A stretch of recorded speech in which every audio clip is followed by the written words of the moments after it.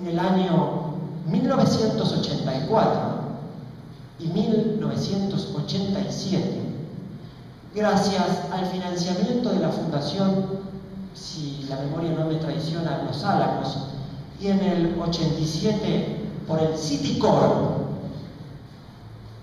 se creó el Instituto de Santa Fe en Estados Unidos, dedicado a lo que en inglés se conoce como CAS, Complex Adaptive System, sistemas complejos adaptativos, una institución dedicada al estudio, dominio y control de sistemas complejos en todas las esferas de la vida y del conocimiento: la vida, la física, las ciencias sociales y humanas y de la conducta. Quiero decir, esta perspectiva que se conoce con el nombre de ciencias de la complejidad o estudio científico de los sistemas complejos es la línea de investigación hegemónica en complejidad en el mundo. El pensamiento complejo es marginal y desconocido, ignorado y marginal. Esta complejidad científica es hegemónica. Los centros de poder económico, militar, industrial y tecnológico más avanzados del mundo anglosajón vienen invirtiendo hace 60 años en investigación en complejidad y sistemas complejos. Pero ¿cuáles son los rasgos? Está muy bien. Yo no digo que no haya que hacer esto. Hay que aprender estas herramientas de punta de control y dominio de la complejidad en el terreno científico. Pero reparemos cuáles son los riesgos y las limitaciones que este enfoque científico de la complejidad no permite tematizar. En primer lugar, los aspectos no cuantitativos y no formalizables de la complejidad. Es decir, se trata de una complejidad que está restringida al terreno de la ciencia. Es una complejidad y se trata de, aquí sí, de nuevos métodos, técnicas y procedimientos bien concretos para abordar la complejidad. Pero todo esto en el terreno de la ciencia. De esta manera, en el marco de las ciencias de la complejidad, no hay lugar para pensar muchas cosas que son centrales. El problema antropológico, es decir, el problema nuestro, el problema del ser humano, de la identidad del ser humano, de la condición del ser humano. El problema ético, el problema político. Las ciencias de la complejidad carecen de un sustento epistemológico que permita dar cuenta de las profundas implicancias éticas y políticas de este conocimiento tecnocientífico de la complejidad. No digo que los planificadores científicos industriales de los principales organismos de ciencia y tecnología no lo hagan con un sentido político. Digo que estas teorías que hablan de la complejidad en términos científicos no brindan fundamentos para pensar la relación entre estas ciencias de la complejidad y nuestras estructuras sociales. Son incapaces de ver cómo estas ciencias de la complejidad son también un producto histórico y un producto social, porque estas ciencias surgen en determinado momento de la historia de la ciencia y en determinadas condiciones sociales y no otras. Es decir, que a pesar de la novedad y de la ruptura epistemológica y metodológica que las ciencias de la complejidad brindan en relación a la ciencia clásica y los métodos tradicionales,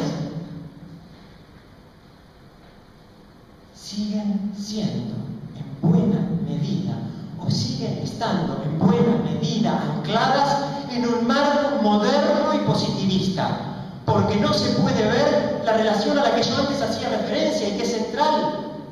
La relación entre hechos y valores, la relación entre la ciencia y la sociedad. Estas ciencias de la complejidad tienen un marco epistemológico restringido que no permite problematizar la dimensión ético-política del conocimiento científico. Y entonces aquí sí podemos ver ciertos aportes y potencialidades del pensamiento complejo de Edgar Morin. ¿Por qué? Porque lo que plantea Morin es una complejidad, si ustedes quieren, generalizada.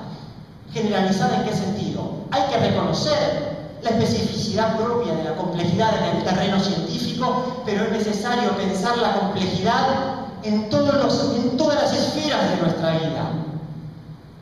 En su dimensión antropológica, en su dimensión ética, en su dimensión política y en su dimensión educativa. Apunto simplemente para señalar algunos rasgos morenianos, estas ideas centrales de Moreno. Restituir y volver a pensar la complejidad humana, la noción de homo complexus. Todos nosotros, los seres humanos, somos homo complexus.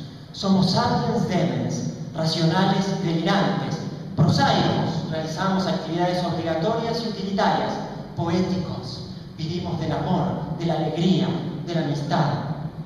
Somos homo faber, fabricadores de técnicas, de artefactos, de dispositivos, de cosas, pero también somos homo ludens, homos consagrados al juego y al goce. Somos homos empíricos, como hombres de ciencia.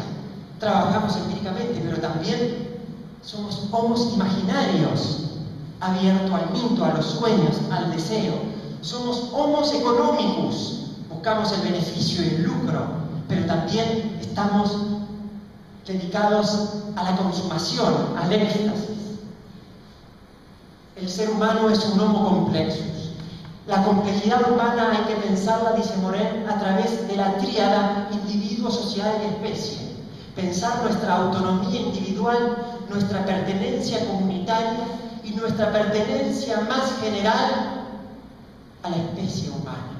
Reescribir la humanidad en su escala planetaria en la esfera de lo viviente. No reducir la humanidad a lo biológico, pero sí reparar en que sin esa animalidad no hay humanidad. Para ir concluyendo,